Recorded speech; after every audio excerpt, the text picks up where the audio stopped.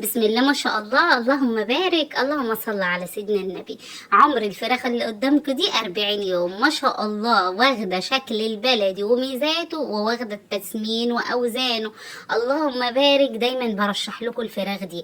قبل كده نزلت لكم دوره الساسو وعجبتكم جدا، وما شاء الله قلت لكم ان الساسو حاجه ممتازه جدا جدا، وبيتميز عن الابيض بان هو تقدري تخلطي له من البيت مع العلف على عمر 40 يوم، وبياخد وزن الابيض وبياخد ميزه البلدي في تحمل الحراره، وان انت ممكن تربيه من غير لمبه عادي، بعكس الابيض اللي احيانا مش بنقدر نفصل له اللمبه نهائي الا في وقت الحر الشديد، بس يعني زي الايام دي كده في شهر 7. لكن غير كده طبعا الابيض ما تقدريش تفصلي عنه النور او اللمبه خالص.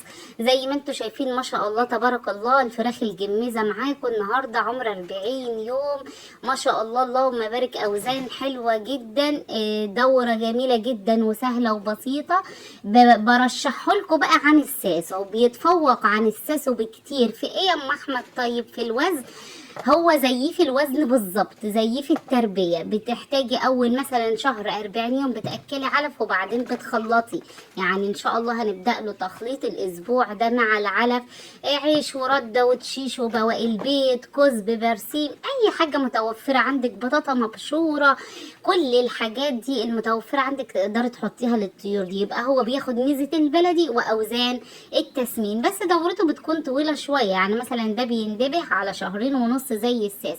امال هو بيتفوق عن الساسو في ايه يا ام احمد؟ ما دي كل الميزات في الساسو. بيتفوق عن الساسو بقى انك لو جبتي النوع اللي قدامك ده جميزه ثنائي الغرض، وده اسمه لان في جميزه بيور. الجميزه البيور هو الساسو، مش بتفوق عليه في حاجه، هو نفس التربيه، نفس الاوزان، نفس كل حاجه، نفس البيض. انما ده بيميزه الجميزه ثنائي الغرض ايه عن الجميزه البيور؟ ان ثنائي الغرض بيض ولحم تبارك الله ما شاء الله، حلو جدا جدا جدا في البيض. عرفت ازاي يا ام احمد؟ ومعلوماتك مؤكده من غير ما انت لسه دورتك صغيره ما بضوش عندك من الدوره اللي فاتت، ودي تاني دوره ليا في الجميزه وطالبه بالاسم جميزه ثنائي الغرض. وبالمناسبه دول نوعين من الجميزه، جميزه بيور وجميزه ثنائي الغرض.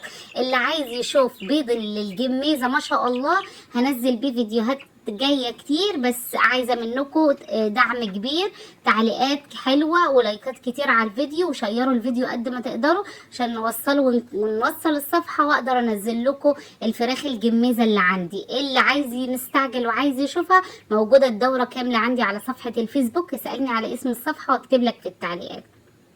صلوا بينا على الحبيب المصطفى، واي سؤال اتفضلوا في التعليقات. وبرشح لكم جدا الاسم ده، جميزه ثنائي الغرض للبيض واللحم.